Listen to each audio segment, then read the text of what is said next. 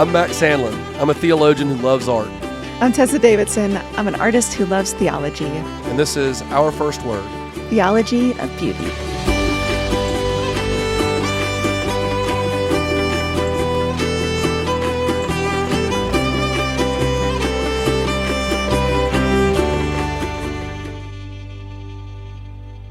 Well, hello and welcome back. My name is Tessa Davidson, and I am joined by my esteemed colleague, Mac Sandlin. How's Esteemed. it going? I like that. I like the sound of esteemed. Are you esteemed? Yeah. I'm just esteemed all the way up here, I think so. All right. Well, fantastic. Then we're ready to go. All right. We are continuing our conversations around the theology of beauty, and we're going to continue a conversation that began last time we met. Dr. Mac Sandlin took the lead, and he spoke about and really responded to the question, what does beauty do? And when you addressed that question, you responded in two ways. You said that beauty creates distance and it crosses distance. Yeah, that's David Bentley Hart. He was so influential to me on that stuff. Okay, really yeah, that's good. right. Yeah, and you had some wonderful quotes that you pulled in from Hart's work. But I loved how you anchored that in the fact that we serve a triune God, and that God is Trinity. God is diverse, but also unified.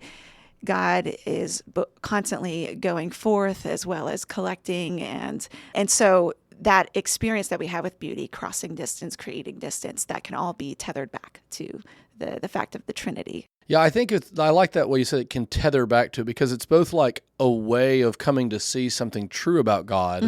And also when we understand this true thing about God, his triune nature, we see something true about beauty. So it's nice that you can, like, if you're a theologian beginning to think about beauty, which was my experience, then the Trinity informs how you read beauty. But if you're an aesthetics person or an artist or just someone who's appreciating beauty, you might come to see something true about God through that too. I think that's a cool... that it runs both ways, like you said. Yes, and I love the examples that you gave, where you were talking about how you listened to Josh Bell's music. Oh yeah, and it then created that distance, but then it made you want to cross that distance. And then you also talked about your experience looking at the stars, and then your initial encounters with your bride Falling Jenny. in love. Yeah, all of the things. Yeah.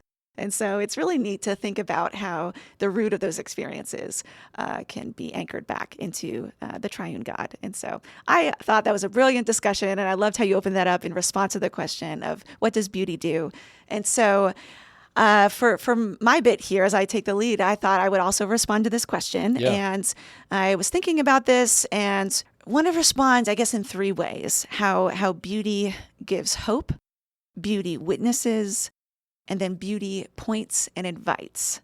So what does beauty do? I was thinking how it acts in that way in the world.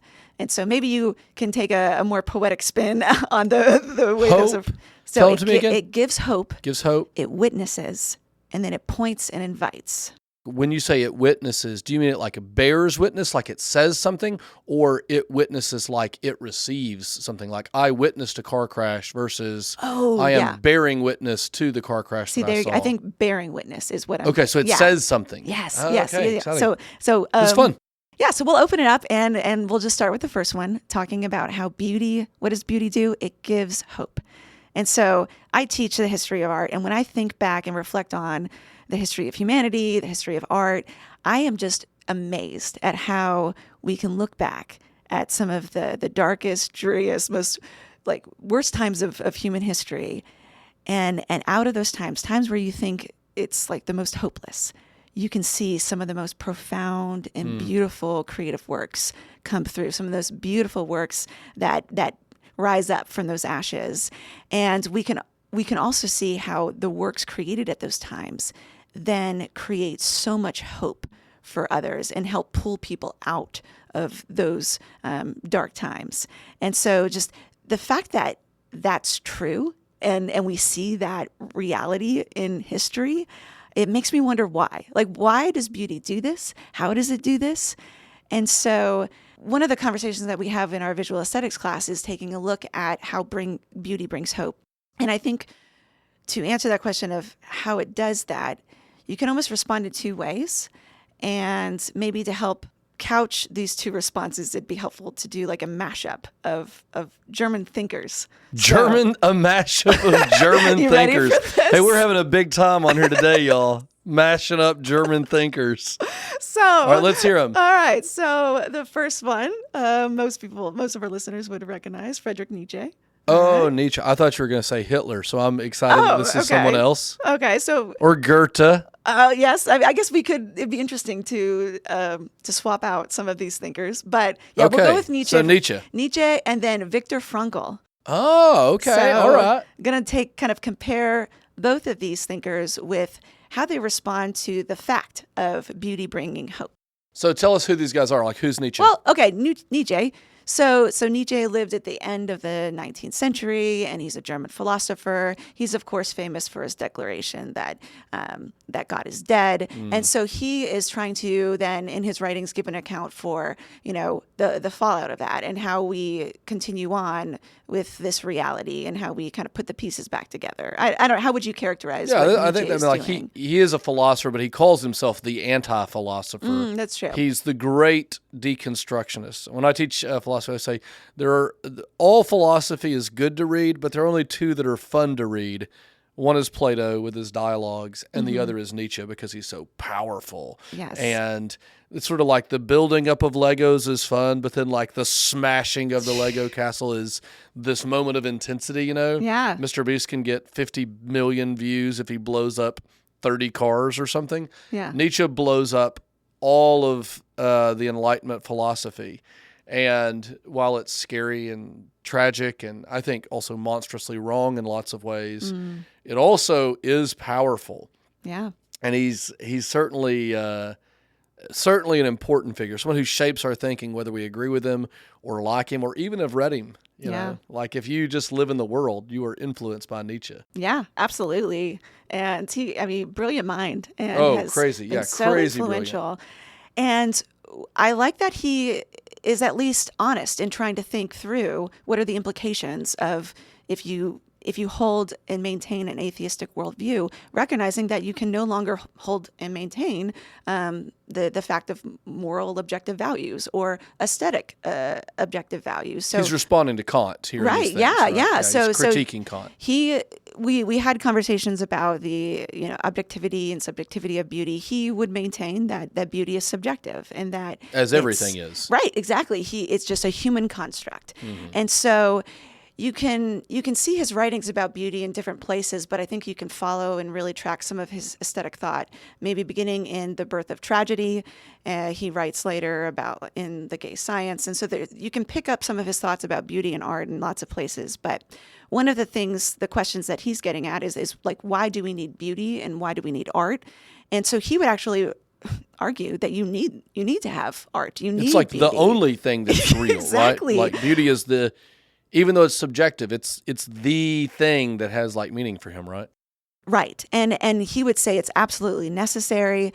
But he would have a different take than Viktor Frankl. But for Nietzsche, he believed that you need art because it acts. And if you look at like what does beauty do? Well, for Nietzsche, it acts as like a mask to the terrible reality of that life is meaningless. He calls it a beautiful illusion. Yeah. And says that without this, you can't live. Life stinks. And basically the only way to get through it is by thinking that there's some kind of meaning. And so beauty is almost like a numbing agent. It's the great anesthetic. It deludes us into thinking that life is meaningful.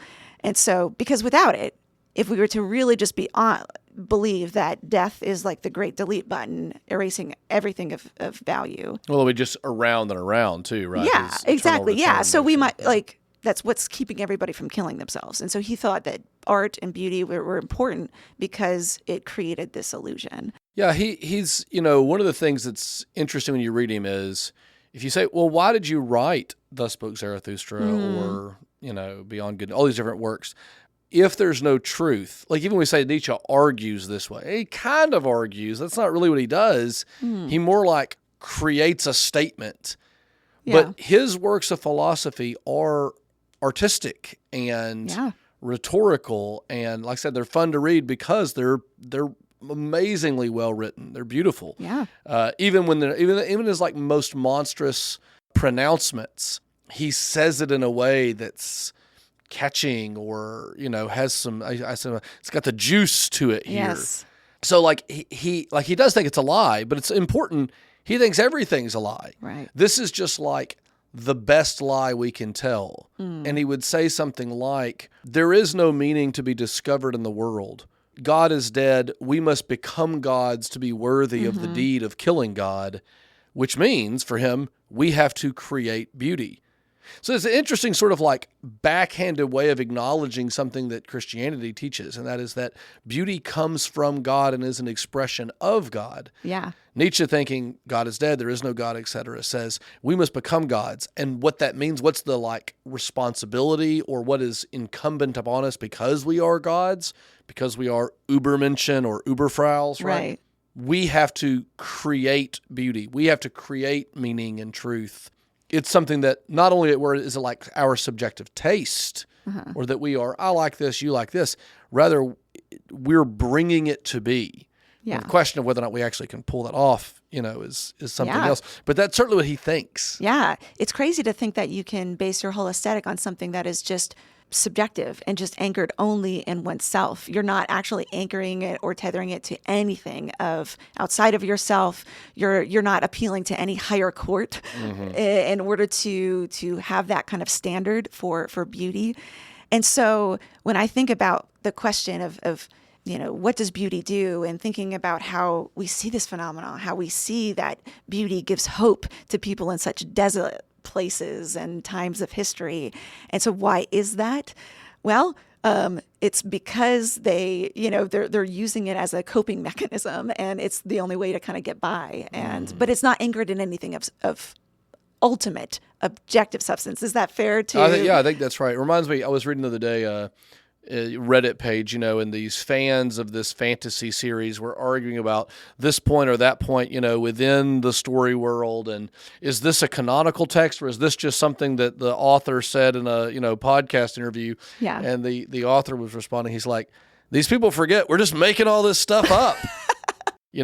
Like they get deep in the weeds because you're like, this is real, and this is part of the real story, and this is, and they know that this just is a fictional world, but they get lost in it. And the author says, I'm just making this up. Yeah. Nietzsche's like that. Yeah, that's a great way to kind of characterize him, as being this voice in the background saying, we're all just making this up. That's right. So let's mash him up with Viktor Frankl. So who's Viktor Frankl? Yeah, so Viktor Frankl, maybe some listeners don't know who Viktor Frankl is, but he is a 20th century psychoanalyst who lived in Germany, but he was a Jew. And so like so many Jews, in the 20th century, he got picked up and taken into the concentration camp there at Auschwitz. And so he was taken into the concentration camp and just experienced horrific, inhumane conditions, just saw the worst of the human experience. And while he was there, because of his background as a psychoanalyst, he was paying attention to how the prisoners, how they responded to the horrific situation. And why is it that some fell into despair and basically just gave up? And how some were able to continue on and maintain hope and were able to persevere. And so Frankl actually ended up living and surviving all of this. And then after he left the concentration camp, went on to write about his experiences and what he felt like gave life meaning. And so, of course, this is his famous book, Man's Search for Meaning, which is, I think I read that it was one of America's top 10 most influential books. And it's it had a huge life, I think, like baby boomers read this book, and it had a real life. And then it sort of fell out, and then it had a resurgence maybe in the last 10, 15 years. Yes, you experienced this? Yeah. People got into it. I remember Bill Clinton, it was like, up. he says it was the most important book that he read. I didn't realize that. Okay. And then I remember hearing that from Bill Clinton when he was in office in the 90s. Yeah. Baby boomer. Yeah. But I'd never even heard of this book and anything. And then like all my students start reading it 5 years ago, 6 years ago. And they're all just all about Viktor Frankl. And I was like, wow, this is having this resurgence. Yeah. And I wonder. But it's that book. Yeah. And I wonder with just mental health, issues that are rising up. And it just says something about the timelessness of these ideas and how he was tapping into something, because what he witnessed there in the concentration camps and how he was able to see what does it take to survive this and how do we find hope in these situations. And so for him, in his book, he describes how they would have these improvised cabarets where they would get together and they would recite poetry and they would perform these plays and have songs and tell jokes. And he said that they were so effective that there were some prisoners that wanted to come and see these, that they would even give up their one daily portion of food. And when I read that, I was just amazed at the power of art and the power of beauty and our encounters with beauty, how people are willing to give up their essential needs just to be able to tap into those aesthetic needs and to be able to tie almost like a knot at the end of the rope to hang on, and how these artistic and beautiful performances can give us the hope that we need in these terrible circumstances. And so for Frankl, he would say, yes, beauty is absolutely necessary because it gives hope. But unlike Nietzsche, he says that it's not tethered in something that's just fabricated or subjective, but it's meaningful because it's tethered in something real, in something of true essence. And so his work has inspired a lot of artists and poets and film writers. My family, we just watched Life is Beautiful, the Italian film. That's a great movie. I hadn't seen it in a while, and it's capturing the concentration camp. And he plays an Italian opera out loud, and that gives a lot of people hope. And it moves people. I didn't realize there was that scene because I initially thought about that scene in Shawshank Redemption. Shawshank, yeah. So I would argue that actually Life is Beautiful that came out in 1997 was influenced then by Shawshank Redemption, which I think both are influenced by Frankl and how he talks about this hope that's experienced there. Yeah, I was just looking up. Roberto Benigni was the actor. Remember he won Best Actor? He was so over the top, like just this very kind of high energy, almost a clown, and yet so tragic also. Yes. That movie is so good. The layer of comedy where you see it through the eyes of his son, and then this deep tragedy underneath it. And it's that juxtaposition that yields the beauty of the film, right? You're right. Yeah, and we watched it with our daughters. Our daughters were 10 and 11, and I wasn't sure how they would respond to What'd they say? They loved it. Even though they had to read Italian, the subtitles the whole time, they were crying and laughing. And so it was a really impactful movie to watch together in film. But I've always been impacted by that moment there in Shawshank Redemption, that scene where Andy's there in the jail and he's in the warden's office and he comes across that opera album, I guess, and he puts that on. And it's almost like it reminds him of a former life that he had. And not only did he want to enjoy it, but then he turns on the loudspeakers and then everybody hears it. And there's just this beautiful refrain that Red gives and talks about how he felt like in that moment, they all felt free, you know? And when I'm thinking about what does beauty do? I think about moments like that. Mm-hmm. Beauty gives hope. And when we hear it, when we pick up on it, when we tap into it and truly become awakened to the power of beauty, it brings us hope in the most desolate circumstances. And so, but when I think about this mashup, Frankl, Nietzsche, where does that hope come from? Seeing that, is it come from something of substance, or is it just tethered to our own subjective experiences? And so it makes me, I don't know. So that's one that is one of my takeaways. I'm thinking about how beauty gives hope. And I guess kind of going along with that, my second one would be beauty witnesses. And so, although there's some overlap here, beauty as how did you put it? Bears witness. Beauty bears witness. So, have you heard of Paul Claudel? I don't know. Okay, yeah, I hadn't heard about him until I started doing more reading on beauty. But Paul Claudel, he lived about 100 years ago. He was a pretty big poet and playwright. And he grew up as... French. What's that? He's French. Yes. And he grew up as an atheist, non-believer. And then he walked into Notre Dame one day. And he was standing by this rose window. He was listening to the Vespers. And he said, actually, there in that moment, all of his atheistic tendencies and ardent beliefs, it all just disseminated, and he became a believer. He believed in God. Okay, I have heard this Have story. you heard? Yeah, Okay, yeah. yeah. I think maybe Peter Kreeft tells this story about him. Probably so, because there's a spot marked there in the cathedral that where he had this encounter with God and where he became a believer. And I just think it's interesting at how it wasn't arguments or doctrines that moved him into belief, but it was beauty that beckoned him, that bore witness to the reality and the fact of God, the beautiful one. And so Balthasar actually will call these kinds of encounters aesthetic arrests. And you kind of like that. You almost like alluded to this when you were listening to Josh Bell in your car. Yeah. And you were playing it out Frozen. loud, and it just it took you, it grabbed you. And that's because when you are really face to face with beauty, it grabs you, it arrests you, it stops you. Balthasar would say it stops you, it claims you, it rearranges you, and then it sends you.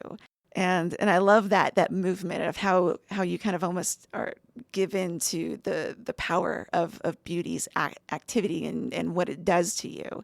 Yeah, it sounds so much like inspiration, right? Yeah. God that's speaks true. a word That's true. to the apostles, and then an apostle is one who is sent.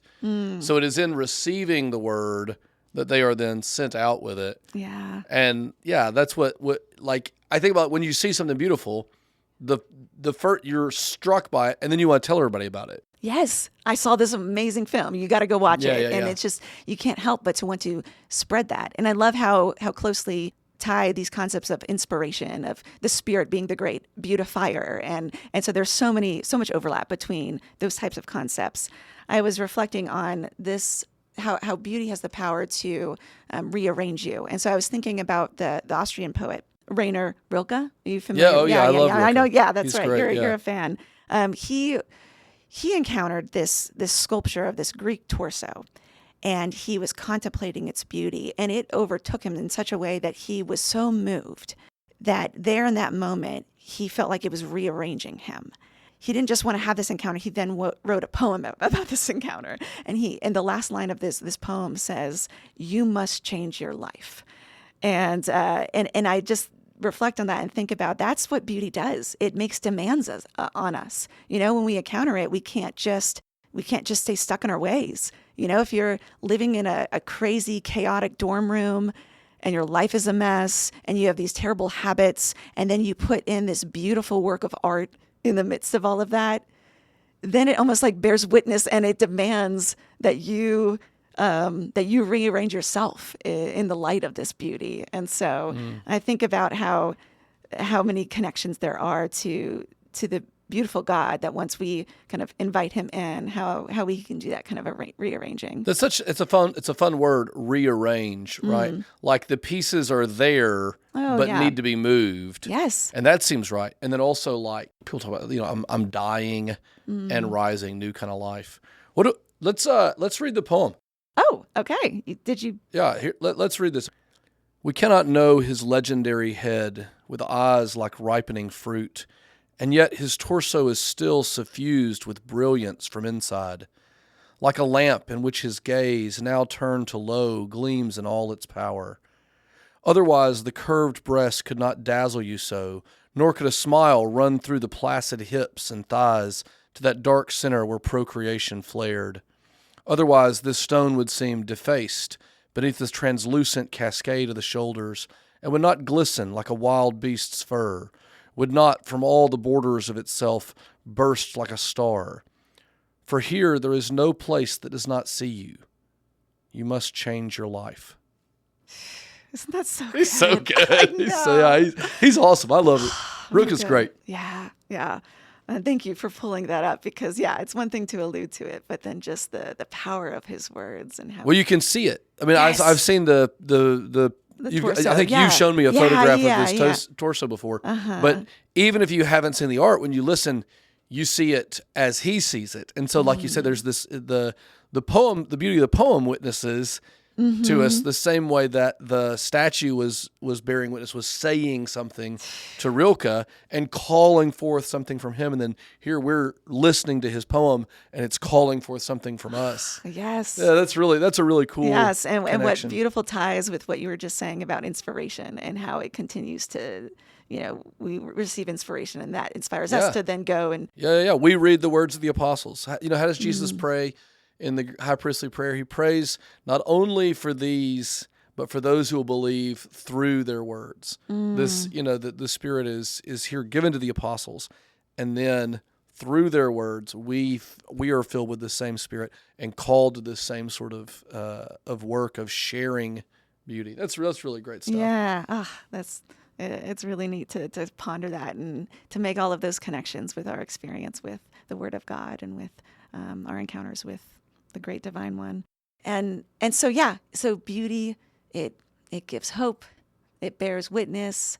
And as I was thinking about maybe another way to get at this of what beauty does, I think we could talk about our experience with beauty, our individual experience of the beautiful. But I also wanted to take a look at like the fact of the beautiful and how this itself is a pointer. And so beauty as pointing and inviting. And so C.S. Lewis, he has an essay called The Meditation in a Toolshed. Are you familiar with this one? Yeah. So he kind of talks about it as if he's inside of this dark toolshed, and there's this door that has this crack, and you can see the outside world, and this light kind of beams through. And he talks about two different ways of looking. He talks about how you can look and stand inside of that beam of light and look through that crack in the door and see the garden and see the trees and all of that. But you could also step outside of that beam of light and just look along the beam. And so when I think about what beauty does, it's one thing to be standing in the light and think about our experiences of the beauty and what we see there. But I think it's also interesting to step outside of it and look along the beam of the light and see how the fact of beauty, the fact that we have experiences with beauty, how that itself is a pointer to something. And so I was... we can follow it. Right. We can follow that. Yeah. And so, it makes me wonder, like, why do we have beauty at all? Why does it make us feel the way that we do? Why does it give hope? Why does it, witness to us? When I think about my own encounters with beauty, there's many times I look back on my life and I just think about so many instances of these powerful and impactful encounters with beauty, visual beauty, times where I've gone out into God's creation and just weep and just I'm blown away with how beautiful this world is. Even in certain circumstances where you would think that you wouldn't have this kind of like spiritual transcendent feeling. I think back when I was like a senior in high school, I was living out in Southern California. And I would spend my Friday nights going to this concert venue. It was called the Glass House. And they're just punk rock bands, just different bands that would come through. I'm loving this image. So, I spent my Friday nights with all these teenagers jumping up and down to all this live music there in the pit. Yeah.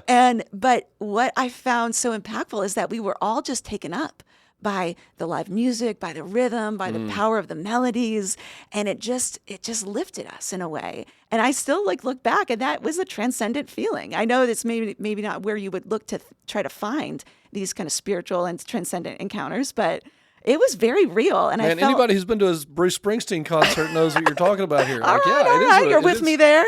And so when I think about just the fact of beauty, that I have these encounters, that says something. What are we to do with that?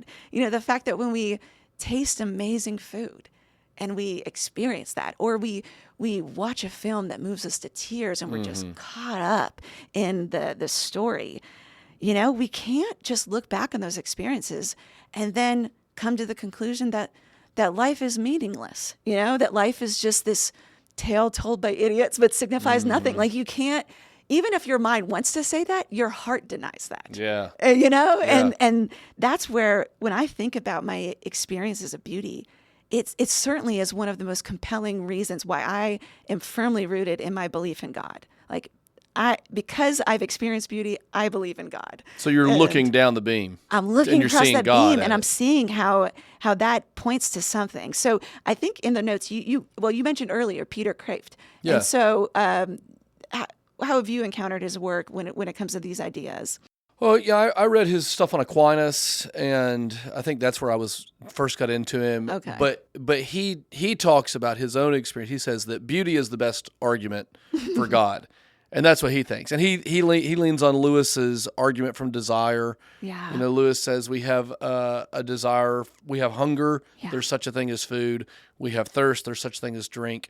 He says we have this longing for transcendence. Well, there is such a thing as a transcendent God who meets that desire. And I think that's Kraft connects that concept of this desire within us to, that's always showing up. Yes. Like there's a sense in which if you're hungry, you might eat something that you shouldn't, or you might, you like a very hungry person will eat dirt because they're just so starving. But that's not mostly what happens. Mostly very hungry people are motivated to sniff out and find something good to eat, because there is food out there.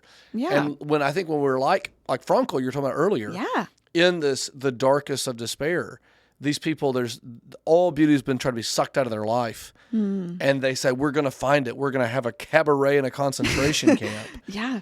Because we want this thing, and this thing is beyond us and points us to something greater.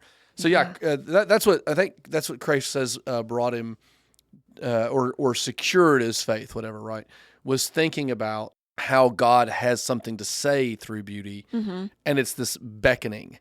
Yeah. So back to your argument about bearing witness. Beauty tells us something and inspires us to tell other people about this. Yeah. But it's also, I like your language of it's beckoning us, even as it's telling us. Yeah. It calls us to someone, not just to the sort of arrested place of transcendent meditation, but to an embrace. Oh, yes. And that's a really great segue. I've got this quote up here by C.S. Lewis in his Weight of Glory. One of my favorites. I know you're familiar with this quote. So I think what we could do as we kind of conclude today, we can think about this quote and maybe interact with this quote by Lewis. So in his Weight of Glory, he says, "The books or the music in which we thought the beauty was located will betray us if we trust it to them." And I was just thinking about, those experiences that I have with beauty. If I look to, yellow car to be the source of that beauty, it's going to betray me. It was not in them. It only came through them. And what came through them was longing. These things, the beauty, the memory of our own past, are good images of what we really desire. And that kind of gets back to what you were saying earlier about desire. But if they are mistaken for the thing itself, they turn into dumb idols, breaking the hearts of their worshipers. And I just think of how so many of us were caught up in the beauty that we experience. I think about all those Swifties out there, and they're just caught up in the beauty that comes through. Okay, yeah. The beauty that comes through music and the power of that. Absolutely. But sometimes we point back and we have it tethered in the wrong thing. And so Lewis goes on to say, "For they are not the thing itself. They are only the scent of a flower we have not found, the echo of a tune we have not heard, news from a country we have never visited." And I love that. He's so good, man. He was so good with words. And this is where I can't take on that Nietzschean view that it's just this kind of figment of our imagination that we've conjured up and we've subjectively kind of just created out of ourselves. No, these things are witnesses, and they're anchored in a true reality. When we experience beautiful art that tells us and whispers to us that life is meaningful, then we have to be paying attention to that. Okay, I'm straying from this quote here. Okay. No, it's good. Apparently then, our lifelong nostalgia, our longing to be reunited with something in the universe from which we now feel cut off, to be on the inside of some door which we have always seen from the outside, is no mere neurotic fantasy, but the truest index of our real situation. And then he goes on to say, but we want so much more, something the books on aesthetics take little notice of, but the poets and the mythologies know all about it. We do not merely want to see beauty, though God knows even that is bounty enough. We want something else, which can hardly be put into words. To be united with the beauty we see, to pass into it, to receive it into ourselves, to bathe in it, to become part of it. Mm-hmm. And I just love that recognition that if we were to really follow that beam all the way through, we recognize that beauty, it does create this distance, but it crosses distance. We want to be a part of it. We want to participate in it. And I guess that's what I wanted to kind of conclude with, this invitation for all of us to be thinking about how when we tap in and we're paying attention to beauty, we see it as an invitation to be united with the great beauty itself, the great beautifier, the one that beckons us, that gives us hope, that tells us that life is meaningful, and to encounter these experiences of beauty as an invitation. Yeah. I think that, I mean, this is the overlap here with last time in the Trinity is so great. Yeah. I'm thinking about this difference in like bearing witness, pointing to something other than itself, and yet beckoning us to itself. Right. Well, this is exactly what God is, Yeah. and what God does. The Son says, look to the Father, and the Father says, look to the Son, and the Spirit says, look, and turns our head towards these other two. And this kind of motion, I think, gets this is why theology and beauty go together. Mm-hmm. We're not talking. There's even a sense like the title of the course is not theology and beauty. Mm-hmm. It's theology of beauty. That is there a word about God that is of beauty, that comes from beauty, and that beauty points us to? And the answer, of course, is yes. And you just can't say it better than Lewis said it. The scent of the flower. Yeah. Love that. Next time we're going to pick it up and talk about creativity and creation and subcreation. We'll be back with Lewis and with Tolkien next time too. Fantastic. We'll look forward to that.